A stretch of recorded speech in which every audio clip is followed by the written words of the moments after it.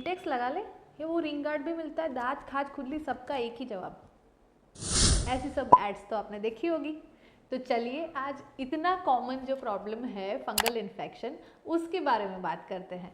नमस्कार, मैं हूं doctor Nirali Modi. I am MD dermatologist at Sparsh skin clinic Godhra. Fungal infection, दाद या दादर जिसको हम बोलते हैं रिंग वॉर्म, वो इतना कॉमन है जो आप कल्पना भी नहीं कर सकते हो। So it is called tinea. वह फंगल इन्फेक्शन स्वेटिंग की वजह से होता है, राउंड, इची, एंड वो सोशली एंड पर्सनल लेवल पे हमें बहुत ट्रबल करता है। तो आज उसको एड्रेस किया जाए, ये क्यों होता है, किसको हो सकता है, what are the symptoms, what are the types and how to treat it. Let's go. चलिए समझते हैं what are the causes of fungal infection. ये एक सुपरफिशियल फंगल इन्फेक्शन है जिसको आप डॉक्टर के प्रिस्क्रिप्शन में भी देखोगे ना, तो टीनिया लिख कर दिया हुआ है। तो टीनिया का मतलब होता है मॉथ या लार्वा, और उसको एक्चुअली वो फंगस है, वो सुपरफिशियल या स्किन के ऊपरी परत के ऊपर फंगस ग्रोथ करती है, उसको बोलते हैं डर्मेटोफाइट्स। उसके 3 टाइप्स होते हैं, microsporum, Trichophyton rubrum and dermatophytes. तो ये जो डर्मेटोफाइट्स हैं ये डेड केराटिन के ऊपर जीते हैं, तो डेड केराटिन को खाएंगे और वो अपना ग्रोथ करेंगे।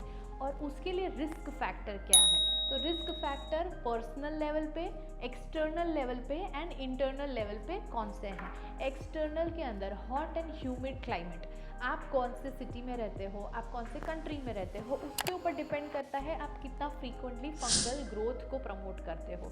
Hot and humid climate also means कौन सी सीजन में इसके ग्रोथ बढ़ने के चांसेस हैं, which is summer and monsoon. दूसरा है पर्सनल लेवल पे, जैसे आपकी वर्क स्टाइल क्या है, men and female. So usually those who have sweating more, उनको, जिसको पसीना ज़्यादा आता है, उनको फंगल ग्रोथ के चांसेस बढ़ जाते हैं।